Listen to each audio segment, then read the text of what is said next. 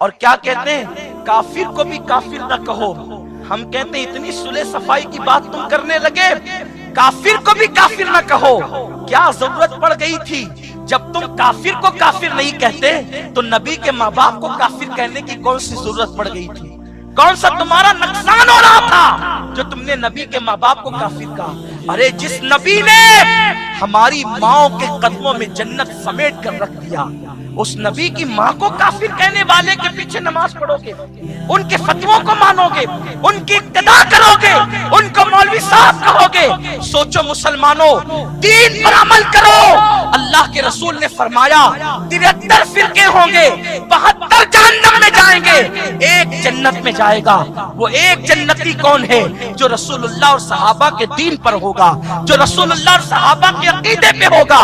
اللہ اکبر. تو جاتے جاتے بس اتنا عرض کر رہا ہوں، میرے نبی کے والد بزرگوار حضرت عبداللہ 18-19 سال کی عمر میں ان کا وصال ہو گیا، اور تقریباً 1350 سال کے بعد یا 1400 سال کے بعد جب مسجد نبوی کی توسیع ہوئی تو سعودی حکومت نے چاہا کہ نبی کے والد کی قبر کھول کر ان کو جنت البقیع میں دفن کر دیا جائے.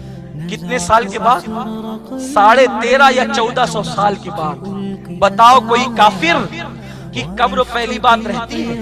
اور اگر سمادھی یا قبر رہ بھی جائے تو کیا اس میں ہڈیاں پسلیاں بھی رہتی ہے؟ لیکن جب سعودی حکومت نے مسجد نبوی کی توسیع کی تو حضور کی ابا جان کی قبر کھولنے سے پہلے پوری دنیا کے جو سعودی اتحادی حکمراں ہیں ان کو بلایا اور ان کے ساتھ علماء کو بلایا. مفتی اعظم مصر کہتے ہیں میری خوش نصیبی یہ کہ ایک حکمراں سے میرے تعلقات اچھے تھے، اس نے کہا مفتی صاحب آپ بھی چلیں. میں بھی چل دیا. جب میں پہنچا تو جب نبی کے والد بزرگوار حضرت عبداللہ کی قبر کھولی گئی تو مشک سے بہتر خوشبو تھی، اور کفن بھی ابھی میلا نہیں ہوا تھا. جب نبی کے ابا جان کو 1350 یا 1400 سال کے بعد قبر سے نکالا گیا اور رکھا گیا ان کو پلنگ پر تو اللہ اکبر، ان کے روحیں داڑھی کے ابھی نکل رہے تھے، ایسی حالت میں ان کا وصال ہوا تھا. وہی صورت تھی، وہی انداز تھا. میں نے سوچا میں نے نبی کو تو نہیں دیکھا، جس کی پیشانی میں نبی کا نور رہا، چلے اسی عبداللہ کو دیکھ کر کے اپنی آنکھوں کو ٹھنڈا کر رہا ہوں.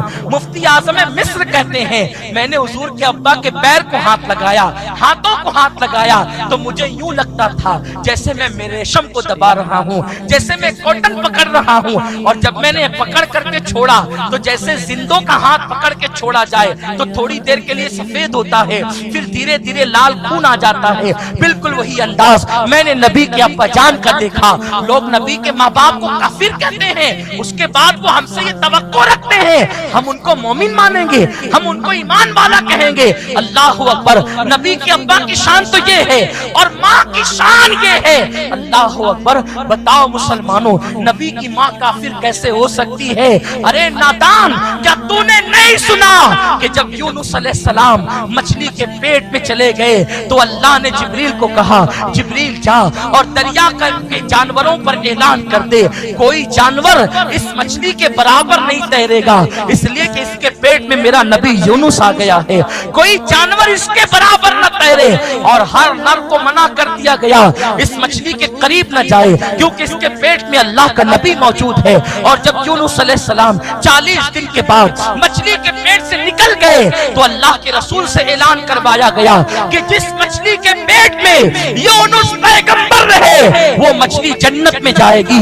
ارے نادان، مچھلی نبی کی ماں نہیں ہے. اگر 40 دن تک کے یونس پیغمبر مچھلی کے پیٹ میں رہے تو وہ مچھلی جنت میں جاتی ہے. جس آمنہ کے پیٹ میں 9 مہینے تک مصطفیٰ جان رحمت رہے وہ آمنہ جنت میں کیوں نہیں جاتی؟ نعرہ تکبیر، نعرہ رسالت، نعرہ حیدری، جشن عید میلاد النبی.